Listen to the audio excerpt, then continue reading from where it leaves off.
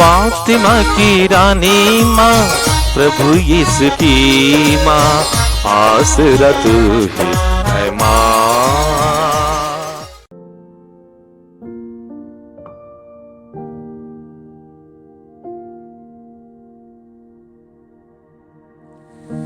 पहला पाठ नबी सफन्याह का ग्रंथ, अध्याय 3, पद संख्याएं 2 और 9 से 13 तक। उस विद्रोही, दूरसित और कठोर हृदय नगर को धिक्कार। उसने न तो कभी प्रभु की वाणी पर ध्यान दिया और न कभी उसकी चेतावनी ही स्वीकारी। उसने कभी प्रभु पर भरोसा नहीं रखा, वह कभी उसकी शरण में नहीं गया। मैं लोगों के होठ फिर शुद्ध करूंगा, जिससे वे सब के सब प्रभु का नाम ले और एक हृदय होकर उसकी सेवा करें। इथोपिया की नदियों के उस पार से मेरे बिखरे हुए उपासक चढ़ावा लिए मेरे पास आएंगे। उस दिन तुम्हें लज्जित नहीं होना पड़ेगा। तुम्हारे बीच मेरे विरुद्ध कोई पाप नहीं किया जाएगा, क्योंकि मैं तुम लोगों में से डींग हाँकने वाले अहंकारियों को दूर करूंगा। उसके बाद मेरे पवित्र पर्वत पर कोई भी घमंड नहीं करेगा। मैं तुम लोगों के देश में एक विनम्र एवं दीन प्रजा को छोड़ दूंगा। जो इस्राएल में रह जाएंगे वे प्रभु के नाम की शरण लेंगे। वे अधर्म नहीं करेंगे, वे झूठ नहीं बोलेंगे और छल कपट की बातें नहीं करेंगे। वे खाएंगे, पिएंगे और विश्राम करेंगे और कोई भी उन्हें भयभीत नहीं करेगा। यह प्रभु की वाणी है। ईश्वर को धन्यवाद। भजन अनुवाक्य। दीनहीन ने प्रभु की दुहाई दी, प्रभु ने उसकी सुनी और उसे बचा लिया। दीनहीन ने प्रभु की दुहाई दी, प्रभु ने उसकी सुनी और उसे बचा लिया। मैं सदा ही प्रभु को धन्य कहूंगा। मेरा कंठ निरंतर उसकी स्तुति करता रहेगा। मेरी आत्मा प्रभु पर गौरव करेगी। विनम्र सुनकर आनंदित हो उठेंगे। अनुवाक्य। दीनहीन ने प्रभु की दुहाई दी, प्रभु ने उसकी सुनी और उसे बचा लिया। दीनहीन ने प्रभु की दुहाई दी, प्रभु ने उसकी सुनी और उसे बचा लिया। जो प्रभु की ओर दृष्टि लगाता है वह आनंदित होगा, उसे कभी लज्जित नहीं होना पड़ेगा। दीनहीन ने प्रभु की दुहाई दी, प्रभु ने उसकी सुनी और उसे हर प्रकार की विपत्ति से बचा लिया। अनुवाक्य। दीनहीन ने प्रभु की दुहाई दी, प्रभु ने उसकी सुनी और उसे बचा लिया। दीनहीन ने प्रभु की दुहाई दी, प्रभु ने उसकी सुनी और उसे बचा लिया। प्रभु कुकर्मियों से मुंह फेर लेता और पृथ्वी पर से उनकी स्मृति मिटा देता है। धर्मी प्रभु को दुहाई देते हैं, वह उनकी सुनता और हर प्रकार की विपत्ति में उनकी रक्षा करता है। अनुवाक्य। दीनहीन ने प्रभु की दुहाई दी, प्रभु ने उसकी सुनी और उसे बचा लिया। दीनहीन ने प्रभु की दुहाई दी, प्रभु ने उसकी सुनी और उसे बचा लिया। प्रभु दुखियों से दूर नहीं है, जिनका मन टूट गया वह उन्हें संभालता है। प्रभु अपने सेवकों की आत्मा को छुड़ाता है। जो प्रभु की शरण में जाता है वह कभी नष्ट नहीं होगा। अनुवाक्य।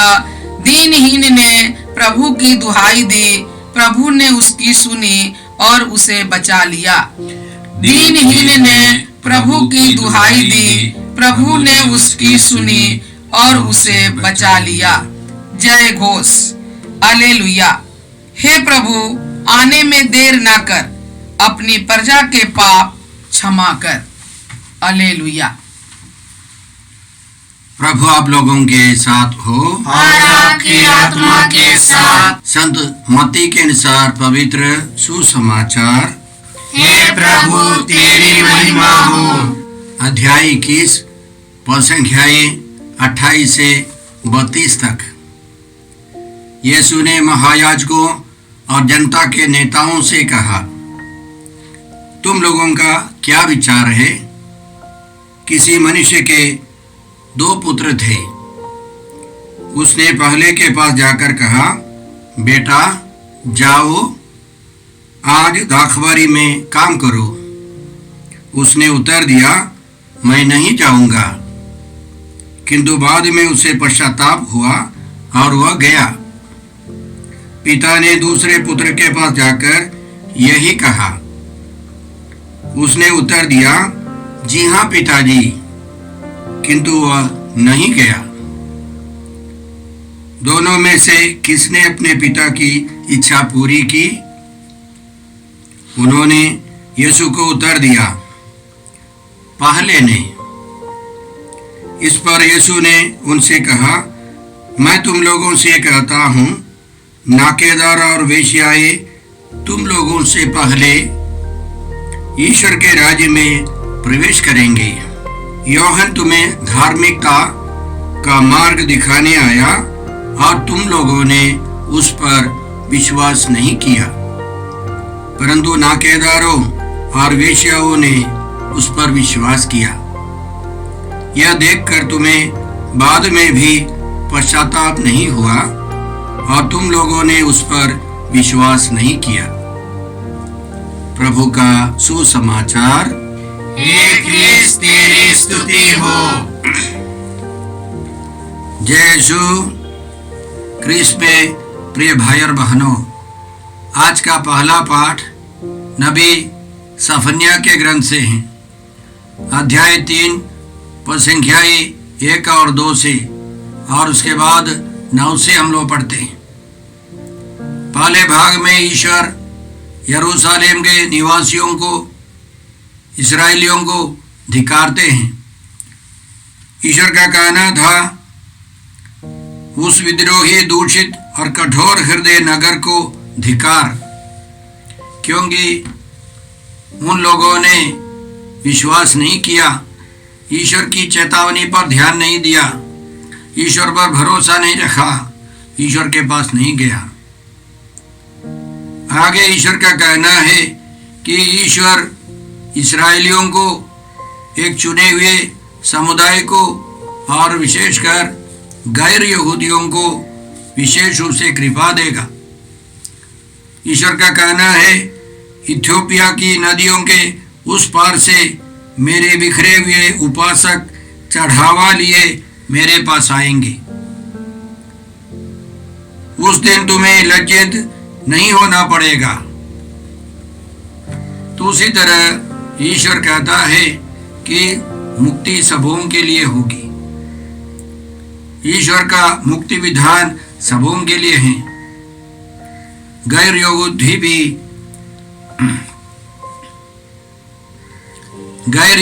भी ईश्वर के पास आएगा। हम जानते हैं यीशु के जन्म के बाद ज्योतिषी लोग पूरब से आए, वे गैर यहूदी थे। हम लोग खुद गैर यहूदी हैं। इस्राएलियों के अलावा सब लोग सुसमाचार सुनने लगे। मिशनरी लोग आने के कारण हम लोगों ने सुसमाचार सुना, हमारे पूर्वजों ने सुसमाचार में विश्वास किया और मुक्ति की ओर बढ़ने लगे। तो इसलिए हम लोग ईश्वर को धन्यवाद दें। सबसे पहले ईश्वर ने हमको जीवन दिया है, उसके अलावा विश्वास का वरदान दिया है। वह वरदान सबों के लिए है। तो इन दिनों के पाठों में हम लोग सुनते हैं, कुछ लोग विश्वास नहीं करते, कुछ लोग विश्वास करते हैं। विशेष करके जो अहंकारी है, पढ़े लिखे हैं, जो अपने को बड़े समझते हैं, वे सब ईश्वर के पास, यीशु के पास नहीं आते। जो नाकेदार है, जो वेश्याएं हैं, जो कमजोर है, समाज के तिरस्कृत लोग हैं, वे आसानी से सुसमाचार स्वीकार करते हैं। हम प्रभु को इस महान योजना के लिए धन्यवाद देते हैं। जब हम लोग सफन्या के ग्रंथ के इस पाठ को पढ़ते हैं, अध्याय 3 पद संख्याएं 9 से पढ़ते समय हमारे मन में संदेह आ सकता है, क्योंकि इतिहास के तौर पर इस्राएलियों को यरूशलेम में रहने वाले बहुतों को बहुत अत्याचार, अन्याय, दुख सहना पड़ा। वास्तव में यह प्रवचन, यह भविष्यवाणी यीशु में पूरी हो गई है। नबी का कहना था कि वहाँ कोई एक छोटा दल होगा, वे पाप नहीं करेंगे, वे प्रभु पर भरोसा रखेंगे, वे अधर्म नहीं करेंगे, झूठ नहीं बोलेंगे और छल कपट की बातें नहीं करेंगे। वे खाएंगे, पिएंगे और विश्राम करेंगे, कोई भी उन्हें भयभीत नहीं करेगा। वे डरपोक नहीं रहेंगे। वास्तव में प्रभु यीशु के दुख भोग, मृत्यु, पुनरुत्थान और स्वर्गारोहण के बाद उन्होंने पवित्र आत्मा को भेजा। इस दुनिया से जाने के पहले यीशु ने अपने शिष्यों को वादा किया था, जब वो पवित्र आत्मा आएगा तो पाप, धार्मिकता और दंडाज्ञा के विषय में संसार का भ्रम प्रमाणित कर देगा। प्रभु यीशु ने स्वर्गारोहण के समय अपने पिता के सामने सब कुछ समर्पित किया। पिता के दाहिने विराजमान होकर यीशु प्रार्थना करते रहे। यीशु के शिष्य लोगों ने माता मरियम के साथ प्रार्थना में समय बिताया। पेंतेकोस्त पर्व के अवसर पर पवित्र आत्मा सबों पर उतरा, सब सृष्टि पर उतरा, सब मनुष्यों पर उतरा।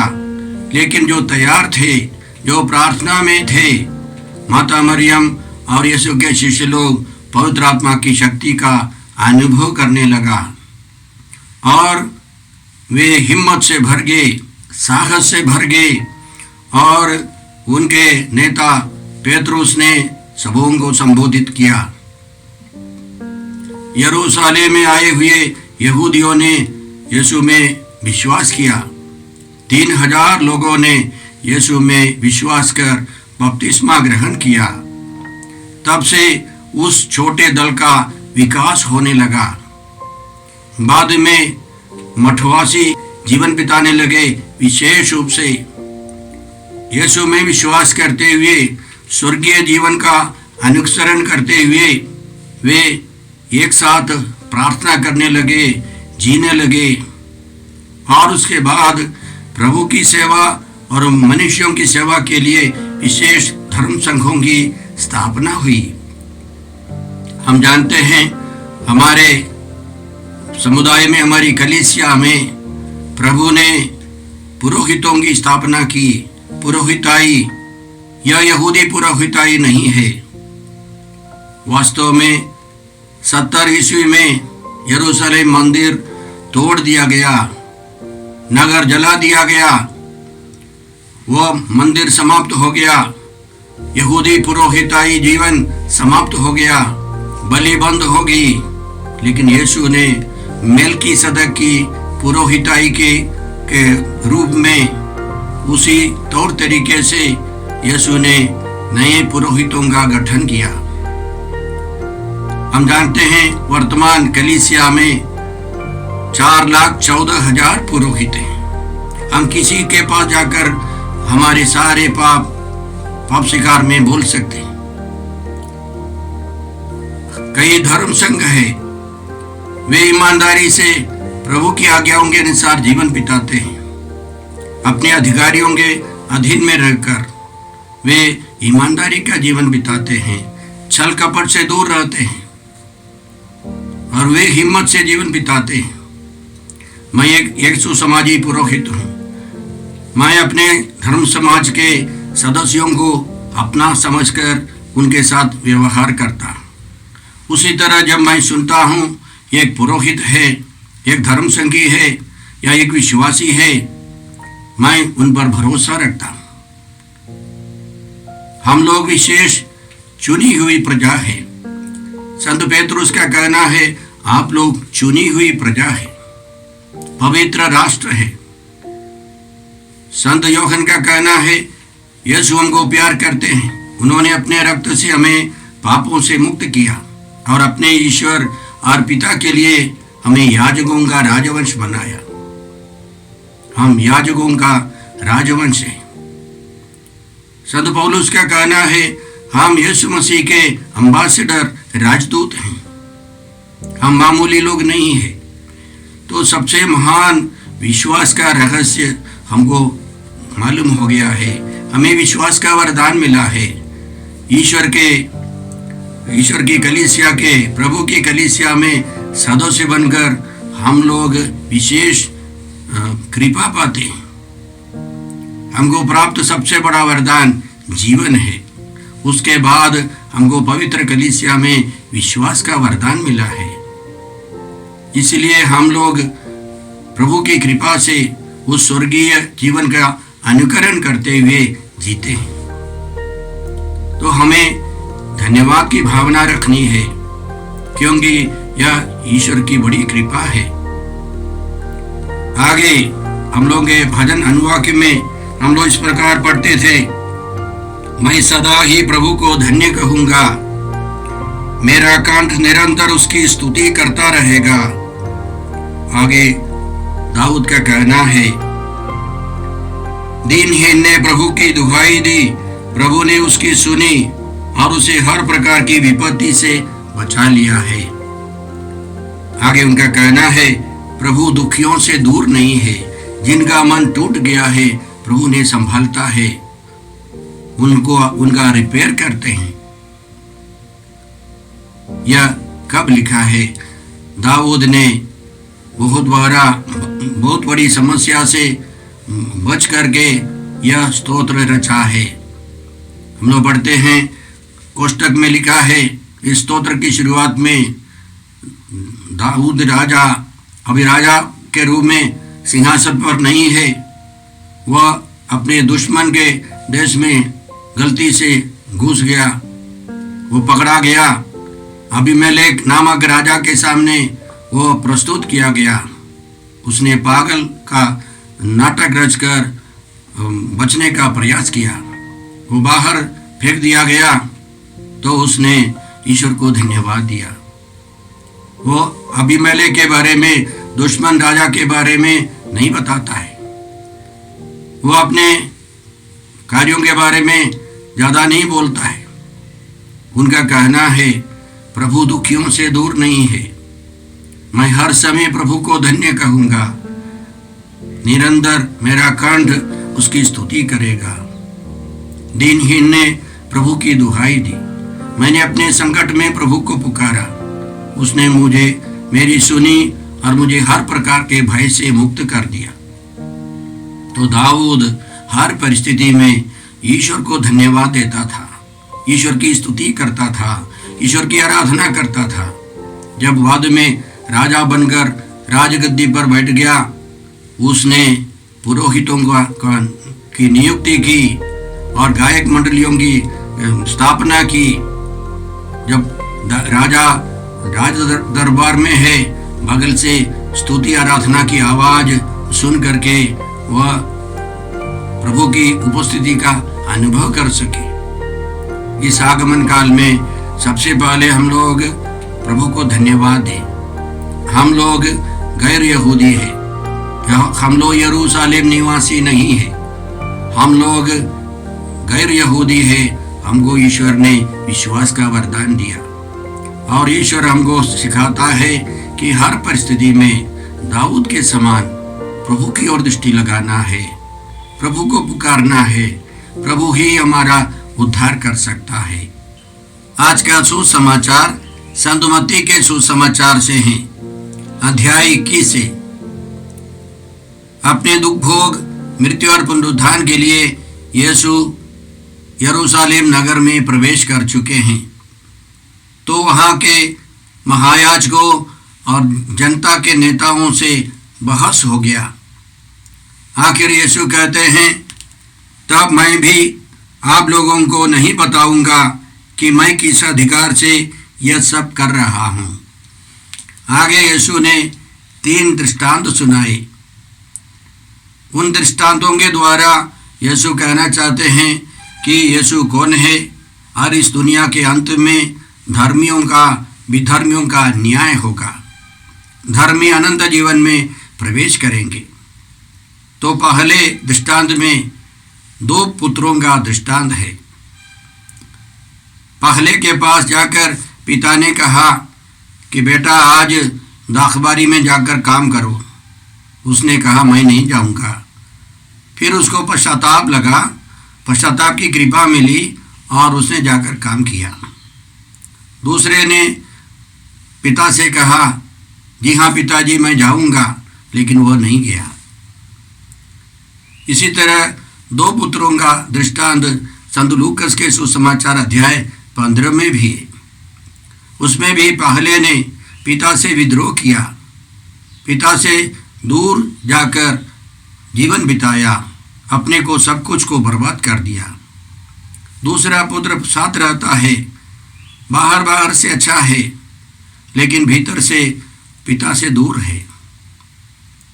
तो ये दोनों पुत्रों के बारे में यीशु क्यों कहते हैं?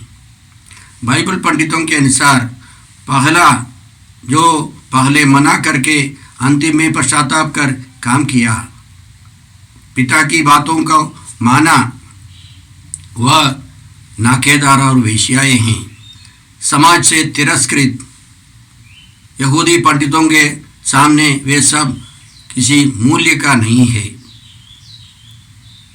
दूसरा पुत्र महायाजक, जनता के नेता, फरीसी और शास्त्री, पढ़े लिखे धनी लोग, वे लोग ईश्वर की इच्छा के अनुसार जीवन नहीं बिताते हैं। तो यीशु को अफसोस लगता है कि ये लोग नाकेदारों और पापियों के समान, वेश्याओं के समान पश्चाताप नहीं करते। एक दूसरा मुद्दा लाते यीशु उनके सामने। उनका कहना था, यूहन्ना तुम्हें धार्मिकता का मार्ग दिखाने आया। यूहन्ना बपतिस्ता तुम्हें धार्मिकता का मार्ग दिखाने आया। सुनने वाले सब पंडित, यहूदी पंडित समझ लेते थे। यीशु की बात सुनने वाले यहूदी पंडित लोग समझते थे कि यह सूक्ति ग्रंथ से यह सूचना है। अध्याय 8 पद संख्या 1 से हम लोग पढ़ते हैं, प्रज्ञा पुकार रही है, सद्बुद्धि आवाज दे रही है।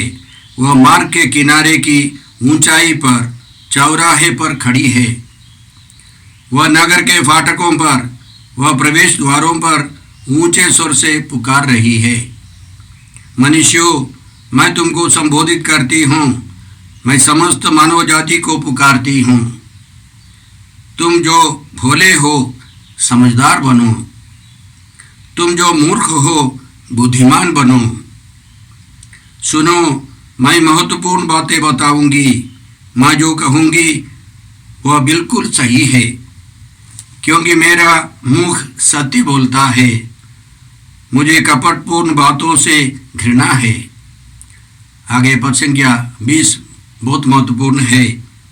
वो इस प्रकार है, मैं धार्मिकता के मार्ग पर, न्याय के पथ पर आगे बढ़ती हूँ। तो सुनने वाले यहूदी पंडितों ने समझ लिया। यीशु कहते हैं वह प्रज्ञा जो पुरानी व्यवस्था में है वह यूहन्ना बपतिस्ता है, वह प्रज्ञा यीशु मसीह है। यूहन्ना लोगों को समझा रहे थे कि धार्मिकता के मार्ग पर कैसे चलना है, किस प्रकार जीवन बिताना है। यह सुनकर नाकेदारों और वेश्याओं ने पश्चाताप किया, लेकिन तुम लोगों ने विश्वास नहीं किया। तो सुनने वालों को यीशु चुनौती दे रहे हैं, उनको समझा रहे हैं कि यूहन्ना बपतिस्ता प्रज्ञा का प्रतीक है, प्रज्ञा से भरे हैं, और यीशु मसीह आखिरी भरपूर प्रज्ञा, वह जो प्रज्ञा ग्रंथ में या सूक्ति ग्रंथ में पुरानी व्यवस्था में जो प्रज्ञा है वह यीशु बनकर आए हैं, इसलिए उनका अधिकार यह है, वह ईश्वर है, वह ईश्वर का पुत्र है। हम इस आगमन काल में इन वचनों पर मनन करते हैं, प्रभु को धन्यवाद देते हैं। वह प्रज्ञा संपन्न यूहन्ना बपतिस्ता आया, उसके बाद यीशु आए। यीशु का पूरा अधिकार है हमारा न्याय करने। हम इस आगमन काल में तैयार कर उस न्यायकर्ता के सामने खड़े हो जाए। तो पहले पाठ में सफन्याह नबी ने जो भविष्यवाणी की वो सब यीशु में और उनके अनुयायियों में, उनके विश्वासियों में पूरा हो गया है। हम धन्यवाद देते हैं और प्रार्थना करते हैं कि आगमन के आने वाले दिनों में हम लोग और गहराई से और विश्वास के साथ, उत्साह के साथ प्रभु के आगमन की तैयारी करें। आइए हम प्रार्थना करते हैं। हे पिता ईश्वर, हे प्रभु यीशु, हे पवित्र आत्मा ईश्वर, आज के सारे पवित्र वचनों के लिए हम तुझे धन्यवाद देते हैं और तुझसे प्रार्थना करते हैं कि हम आने वाले आगमन के दिन के आने वाले दिनों में हम लोग और गहराई से प्रभु पर भरोसा रख सके, विश्वास कर सके। हमें प्रार्थना करते हैं प्रभु क्रिस्त के द्वारा। हमारे प्रभु यीशु क्रिस्त की कृपा, ईश्वर का प्रेम और पवित्र आत्मा का साहचर्य आप सबों को प्राप्त हो। आमीन। यीशु क्रिस्त में प्रिय भाई और बहनों, प्रभु यीशु ने हमें आदेश दिया है संसार के कोने कोने में जाकर सारी सृष्टि को सुसमाचार सुनाओ। सुसमाचार सुनने के लिए और सुनाने के लिए एक अच्छा मौका है। आप कृपया इस चैनल का सब्सक्राइब करें, लाइक करें, शेयर करें, बेल आइकन दबाएं ताकि यहाँ की नई वीडियोस की सूचना आपको मिलती रहेगी। साथ साथ आप दूसरों को भी प्रेरणा दें इसका सब्सक्राइब करने के लिए। याद रखें, कल के मिसा के दैनिक पाठ और उस पर टिप्पणियाँ आज ही दोपहर के बाद हम लोग अपलोड करते हैं। कृपया आज ही उसको सुनकर कल की तैयारी करें। प्रभु यीशु आपको और आपके परिवार को 100 गुनी आशीष देंगे। जय यीशु।